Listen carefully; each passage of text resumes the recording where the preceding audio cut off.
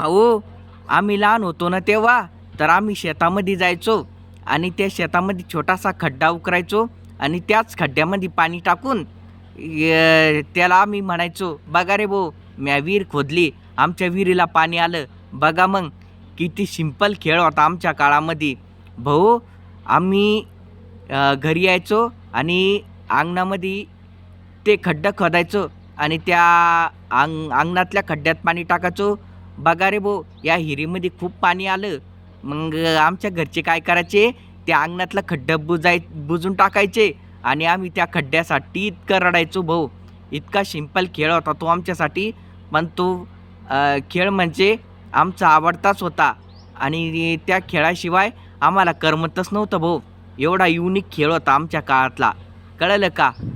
भाऊ, नाद करायचा नाही आमचा, कळलं का भाऊ?